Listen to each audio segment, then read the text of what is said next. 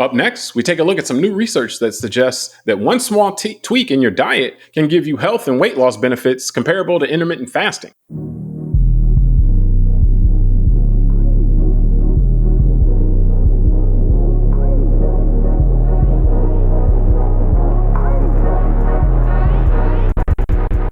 All right, Tunde, our second part today. Now, many people, especially people that are health conscious and conscious of trying to really take care of themselves, have heard of intermittent fasting. That's been something that's been very popular and popularized over the last, 5-10 years or so. And the benefits that it brings from whether it be weight management, health, overall health, lots of things.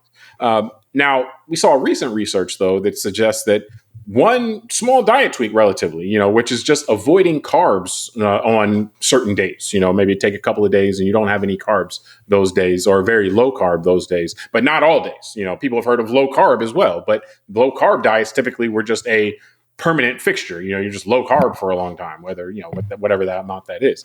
But this is suggesting instead of being low carb all the time, you just, out of 7 days, a couple of days, you don't have any carbs those days. And then doing that on itself can have a similar beneficial effect to for your body from a metabolical standpoint, weight loss and health and so forth, as fasting. So what do you make of this? This seemingly seems like some kind of, pretty substantial breakthrough as far as being able to get some substantial benefits without either not eating at all or avoiding carbs indefinitely. But we've also, kind of fallen for this before where we've seen these quote unquote simple tricks to do this and that. And then there's all these, negative side effects, or it just doesn't work. So, what do you make of this new research?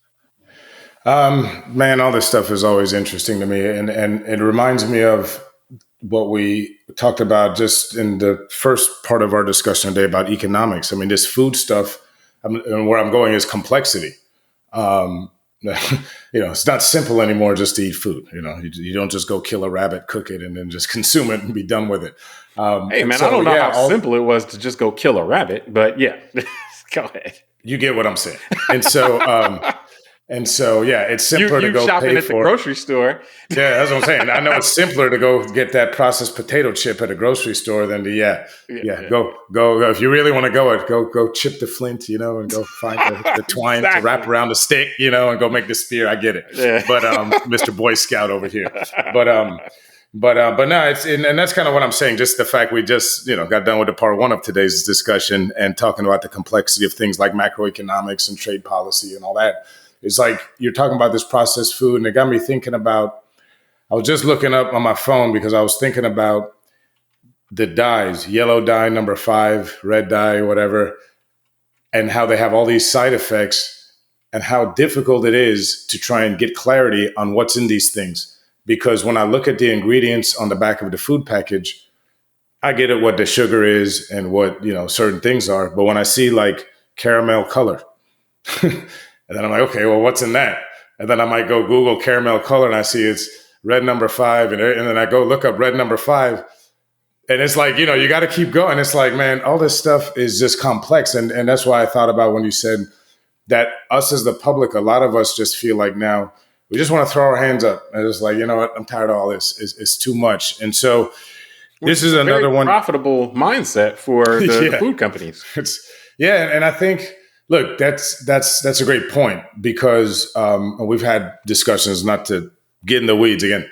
Listeners and viewers can go to our library, but we've done discussions specifically about how entities like the European Union, let's say, and the United States government both behave differently on how they protect their consumers as relates to what food companies can put in food or how they can process them. You expressed your amazement when you went to Europe and you saw the same restaurants cooking things very differently because of the regulations over there versus what they're allowed to do here. And so that's what I was saying. Much more that's my diplomatic way of saying it. But yeah, James, that's where I'm getting at is, I guess that's all part of it, right? Like our regulatory authorities, what they allow companies to put in the food, how they're lobbied, things like that. And then us as consumers, and that's why I don't blame the consumer as much, because number one, like we're talking, these things just become more complex. I look at like when I did the yellow dye thing, they start showing the molecular structure, and I'm like, man, I need a chemistry degree to understand this. And so, I think that the idea of how to eat, like you're saying about whether it's intermittent fasting or not consuming some of these high processed, high carb related foods for maybe a 24-hour period, but you can consume other things. I think that's where the science is probably going to continue to evolve. Because remember, 5 years ago, intermittent fasting was it. Everybody's talking about it. Now somebody comes up with this, and 5 years later, someone might poke a bit of a hole in this one, that we're talking today on the article. No, I mean, I think that all of that. I mean, that is science. Is that you come up with something, you test it out, and then you have other people trying to poke holes in it. I mean, that's how you make progress, so to speak. That sounds like Fauci, like people that aren't with true conviction that they know exactly what's going on at every given moment. Right? Yeah, immediately. Yeah. If you don't know immediately what's going on right away, then those scientists you don't know what you're doing. It's like, nah, they don't sound credible. But man. nonetheless, they should I think know that what they're doing.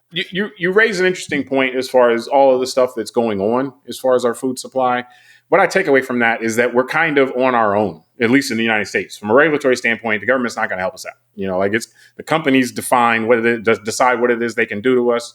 It's not people in the kitchen, against us. It's people in a lab against us, trying to figure out ways to addict us to food and then make us unhealthy so that we crave more food. I mean, you sent me the thing, the other day talking about how the artificial sweetener that makes you 3 times more hungry. And it's like 4 times, actually, sir. 4. What is it?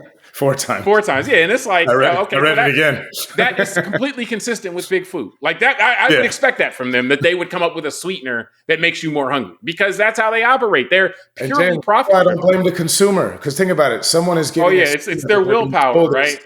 An alternative to sugar, which are being told is bad, but then they don't know that this sweetener makes them 4 times more hungry. Oh, well, so but we saw this movie already. We saw this with the trans fat. Remember, everybody had to switch over to trans fat, margarine, all this other stuff. And it's like, oh, yeah, my bad. We gave all these people heart attacks from that. But nonetheless, my point being is that we're on our own. And so I think it's a positive that, well, one, we're on our own, one, and then 2, from a metabolic standpoint and just from an overall health standpoint, what we're doing now isn't working. So we need more ideas, more people coming up with things as far as what to do. This seems like a solid intervention. What this reminds me of, now I'm a person that's been interested in health, exercise for 20-something years. So this reminds me of carb cycling, which is a thing, like bodybuilders, going back to I think like the 90s, 90s, where, like what carb cycling was is very similar to this, is that you have your low carb times and then you have refeeds, where then you eat a bunch of carbs and you you refill all your carb stores in your body, and then you go for some days without carbs again. And then you're doing that in conjunction with training and all that. And that was supposed to do very well for your body in terms of still being able to gain muscle while also leaning out and so forth, which, that's what bodybuilders try to do. So I actually have found over the years that a lot of things that the bodybuilders figured out a long time ago, once they kind of got maybe, flattened a little bit and brought into the mainstream, they were able to help, and create some kind of to help people. Even the low carb thing was something that, I remember seeing in Muscle and Fitness well before I saw it in People magazine, but again, all of these things, generally speaking, will have trade-offs. And so that's where it gets to, with the intermittent fasting, for example, it's very hard. Even if you're doing a 24-hour fast, or if you're just doing the kind of a 16 hours of not eating, 8 hours of eating each day or anything, those things are hard, especially not just physiologically, but socially. So all of these things have their pros and their cons, so to speak. If they're effective, then we may want to, kind of hold on to those as options. But having more options is better than having less options as far as different things you can do to help manage yourself, particularly, again, metabolically, all that kind of stuff, inflammation wise, because, our habits are killing us, and I'm not talking about vices. I'm just talking about food. Well, remember, in America, the food companies are allowed to kill you as long as it's slow. Well, and as long as you then have to plug into the big health, then the big pharma, big pharma has the answer to all of the problems that big food causes. Listen, if you took a bite out of the burger and then you drop dead within 5 minutes, then they're going to have a problem with that. Yeah, correct. But you keep taking bites of burgers and you slowly waste away over 20 years. Too, and then you eat, and all of them are like, hey, wasn't me. Yeah, exactly. Yeah, that's the thing too. The plausible deniability. We're not sure which of the ingredients from which manufacturer killed you, so we all just it wasn't get to. It wasn't red number 7. It was yellow number 18. Yeah, but it's that's why it's between the complexities and it's just kind of everything we're talking about. so it's like it confuses me now just thinking about all this. And so I think one of the things that we also don't recognize, because again, and I don't want to beat up our system, and this isn't a conspiracy theory, but it's just the way that we consume media, the way that obviously you got 350 million people in this country, and so not everything can be tailored to each individual. Remember, part of this discussion, I can't help but feeling that things are different also in different stages of your life. So think about it like you're talking about the intermittent fasting versus the carb cycling and all that. And I think I accidentally ended up doing intermittent fasting during the shutdown of the pandemic because we were all stuck at home and I was just working out of my garage. So I ended up defaulting to having like one big lunch and that was it. So I barely ate breakfast. I might have had a juice, had a massive lunch, and I really didn't have dinner because I wasn't doing anything. I'll just sit down and watch TV with my wife. And I kind of realized after a couple months of it, I was like, wow, this is intermittent fasting unintentionally. But I'm wondering, like I was 43 or whatever I was back then. Now I'm wondering if an 83-year-old, if that's healthy for them, or a 12-year-old, right? Like intermittent fasting or the carb cycling or whatever it is, it's also about where is our metabolism. Our metabolism changes at different stages of life. You and I joke about, I'll say this, I'll pick on me. We joke about my low T because I'm, tipped into my late 40s. And my point is, so if as my testosterone goes down versus when I was 30, the way I consume food and all that, my body's going to digest it different things. So that's why this is even more complex, where we read things like, oh, intermittent fasting, I should do that. But I don't know, based on what age I am, where I'm at in life, what my other health issues are, should I be doing that or not? So I think for a lot of us in our society, we take advice from these news feeds, magazines, and social media.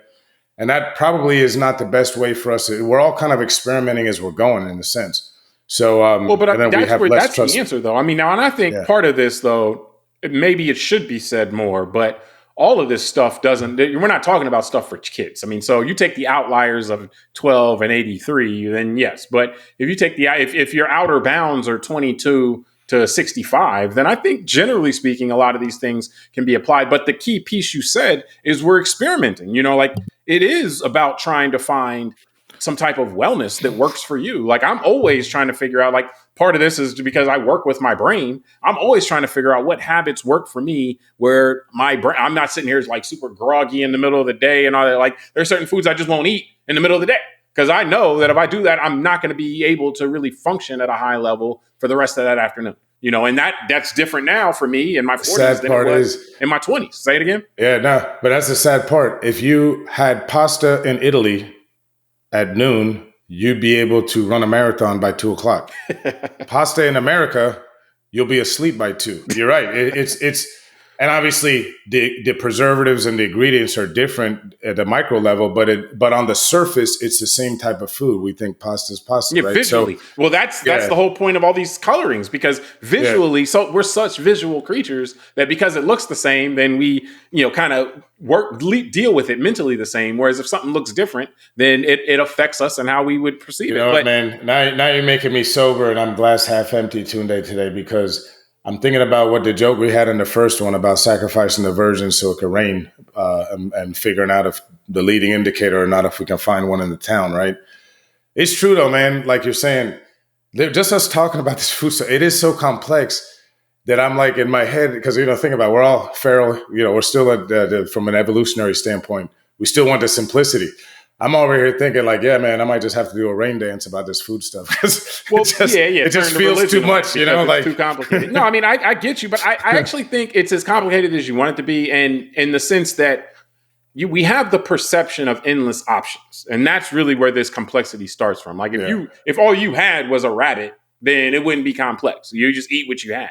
But because we have endless options when we go to the supermarket or whatever, then we feel like we have complexity. But we don't have to engage with that except as our own decision. Now, where it becomes complicated is that from a capitalist standpoint, and again, I'm not here to just demean capitalism, but capitalism has certain strengths, capitalism has certain weaknesses. And, like balance and moderation is not a strength of capitalism. And so we have to work against that if our health outcomes are going to be more tied to balance and moderation. So if you see what I'm saying, basically, is that one of the weaknesses of capitalism is it would lead us into this life of excess, of endless options, overwhelming, because that's how you drive growth. Whereas, but I guess growth in more than one way, because it's also how you drive growth in our bodies, like outwardly. Yeah. And so if we have either some of it is you have to opt out in the same way that your news feed is probably messing with your emotions. You have to not just buy chips because you see an advertisement for it. So yes, there's complexity in that, but you can simplify it for yourself. And that's kind of the point of some of these things. Like intermittent fasting is an attempt to simplify it for yourself. Hey, eat whatever you want, but only eat during these hours, and don't eat out. That's a simple answer. Or even this carb, I call it carb cycling because that's what it resembles, but they're not calling it that in the piece we'll share in the in the show notes. But this thing like, hey, do what you want, but on these days, don't, your choice, but don't eat carbs on these days, and you'll get marginal or substantial improvement in your outcome. And so I think that's kind of the trick here, is that when we have all this complexity, is to find ways for our own selves that work for us, that we don't feel miserable when we do, that are not overly complicated, but allow us to marginally improve what it is that we're doing. And some of those have other benefits, like the fasting thing. I've looked at that for a long time, just because that has other benefits beyond weight management and metabolic stuff, because that actually helps your body go and clean itself out and so forth. And so this new intervention may not allow you to do that, but it still can improve what you're doing metabolically, which can have a lot of other effects. So I think the point, though, is to give you something simple. If the point is you have to walk this tightrope every single day, we're all going to fail. That's just kind of the thing. And so what can we do that is simple, not just physiologically, but again, socially as well? So much of social interaction is eating stuff, and so forth. So what can we do to improve ourselves? Because again, where I started, what we're doing now is not working. Most of society has metabolic issues. So that is a clear indication that something is amiss. Well, and my standpoint is just like, let's get this information out there. Here's an approach, it seems okay. Check it out. If it works for you, great. If it doesn't, try to find something else if you're going to try to do better. Yeah. But I think we can wrap from there. We appreciate everybody for joining us on this episode of Call Like I See It. Subscribe to the podcast, rate it, review it, tell us what you think, send it to a friend. Until next time, I'm James Keys. I am Tunde Ogunlana. All right, we'll talk soon.